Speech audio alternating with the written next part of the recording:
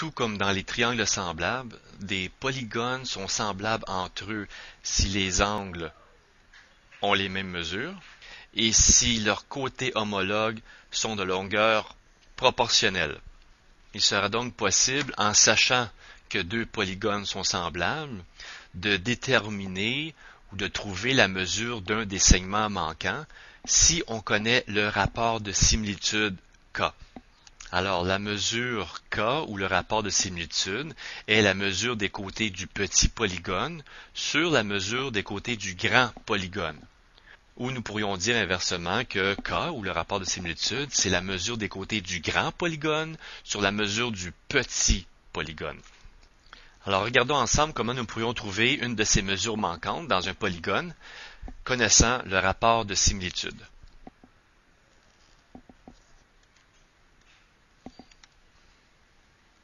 Alors, dans l'exemple suivant, nous avons deux quadrilatères semblables.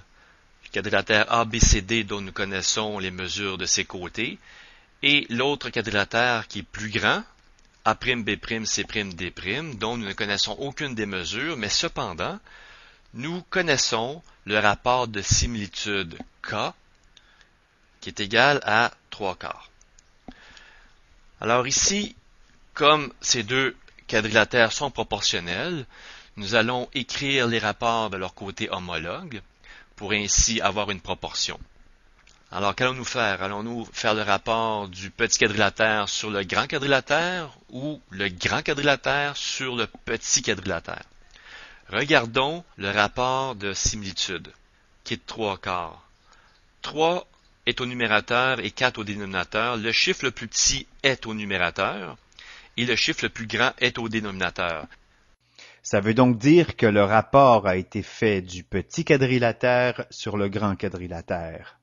Alors, écrivons les rapports en prenant les mesures des côtés du petit quadrilatère sur les mesures des côtés du grand quadrilatère. Alors, écrivons nos rapports. La mesure du côté AB sur la mesure des côtés du grand quadrilatère. Alors, côté homologue au côté AB est le côté A'B'. Ceci doit être égal à la mesure du côté BC sur la mesure du côté B'C', doit être égal à la mesure du côté CD sur la mesure du côté C'D', et ceci doit être égal à la mesure du côté AD sur la mesure du côté A'D'. Alors, pour trouver la mesure des quatre côtés du grand quadrilatère, nous procéderons comme suit. Nous allons commencer par la première proportion. 3/4 est égal à la mesure de AB qui vaut 1,5 cm sur A'B'. Alors, nous allons faire un produit croisé. 4 fois 1,5 est égal à 3 fois la mesure de A'B'. Ce qui veut donc dire que 4 fois 1,5 divisé par 3 est égal à la mesure de A'B'. 2 cm est égal à la mesure de A'B'.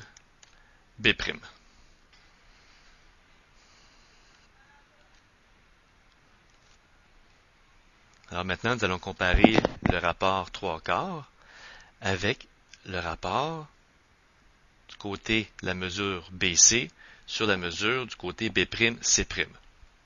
Le côté BC est égal à 2,7 cm. Je pourrais donc écrire que 3/4 est égal à 2,7 cm sur la mesure du côté B'C'. Nous allons faire le produit croisé. 4 fois 2,7 est égal à 3 fois la mesure du côté B'C'. Je peux donc écrire que 4 fois 2,7 divisé par 3 est égal à la mesure de B'C'. La mesure de B'C' est égale à 3,6 cm.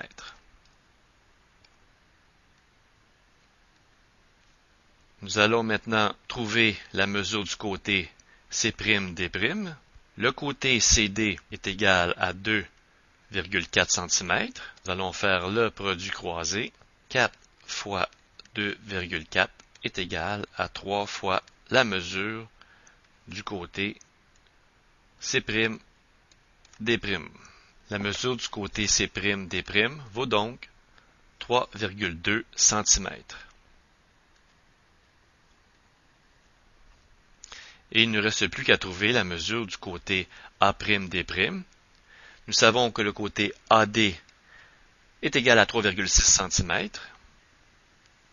Nous pouvons donc écrire que 3/4 est égal à 3,6 cm, qui est la mesure du côté AD, sur la mesure du côté A'D'. Je peux donc faire le produit croisé, 4 fois 3,6 cm est égal au produit de 3 fois la mesure du côté A'D'.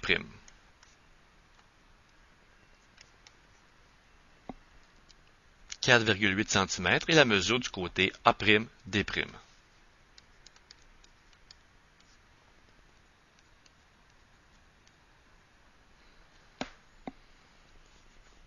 Alors, nous venons de trouver les 4 mesures du grand quadrilatère. Et le grand quadrilatère est proportionnel aux mesures du petit quadrilatère, dans le rapport de 3/4. Alors, nous allons faire un autre petit exemple où nous avons deux polygones semblables avec un rapport de similitude qui est égal à 20 sur 13. Donc, remarquez ici que le chiffre le plus grand est au numérateur et le chiffre le plus petit au dénominateur. Nous avons donc fait un rapport de similitude. Alors là où nous avons comparé les mesures du grand polygone sur les mesures du côté du petit polygone. Trouvons la mesure du côté A'B'. Nous connaissons le rapport de similitude K qui est égal à 20 sur 13 et ceci doit être égal au rapport de la mesure du côté A'B', qui est la mesure du côté du grand polygone, et son côté homologue dans le petit polygone, c'est la mesure du côté AB. 20 sur 13 est égal à la mesure du côté A'B' sur la mesure du côté AB, qui est égal à 1,3 cm. Alors, produit croisé, 20 fois 1,3 est égal au produit de 13 fois la mesure du côté A'B'. Nous aurons donc le calcul suivant, 20 fois 1,3 divisé par 13 est égal à la mesure du côté A'B'. Donc 2 cm est la mesure du côté A'B'.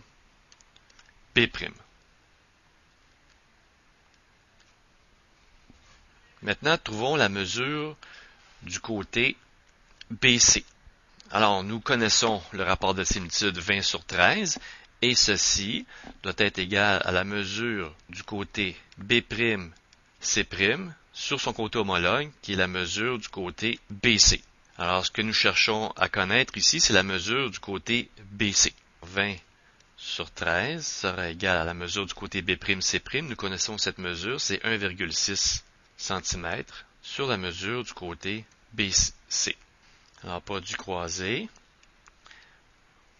20 fois la mesure du côté BC sera égal au produit de 13 fois 1,6.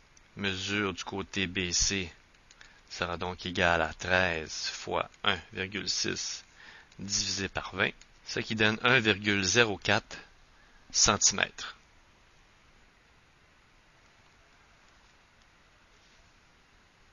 Alors voici un autre cas où nous avons un polygone. Nous avons deux polygones semblables dont nous connaissons certaines mesures, mais nous ne connaissons pas le rapport de similitude K. Alors, ne connaissant pas le rapport de similitude, alors nous allons faire le rapport de leur côté homologue. Alors, nous avons le petit polygone dans la partie supérieure de la feuille et le plus grand polygone juste en dessous. Alors, nous pouvons faire le rapport du petit polygone sur le grand polygone ou le rapport du grand polygone sur le petit polygone. Mais si nous prenons une méthode ou une autre, nous devons la conserver jusqu'à la fin. Alors ici, nous allons procéder en faisant le rapport du petit polygone sur le grand polygone. La mesure du côté AB sur son côté homologue, c'est le côté EF. Ceci est égal à la mesure du côté CD sur la mesure du côté GH. Ceci est égal à la mesure du côté AC sur la mesure du côté EG. Et ceci est égal à la mesure du côté BD sur la mesure du côté FH. Tous ces rapports devront être égaux entre eux, mais dépendamment de la question, il y a certains rapports dont nous n'aurons pas de besoin. Par exemple, si je veux trouver la mesure du côté EG, alors si je regarde mes rapports, le côté EG se trouve ici. Je devrais donc utiliser ce rapport. Nous connaissons la mesure du côté AC, qui est la somme de la mesure de 2,5 plus 1,8, ce qui fait 4,3, sur la mesure du côté EG que nous ne connaissons pas. Et nous devons donc écrire une égalité avec un autre rapport dont nous connaissons les deux mesures.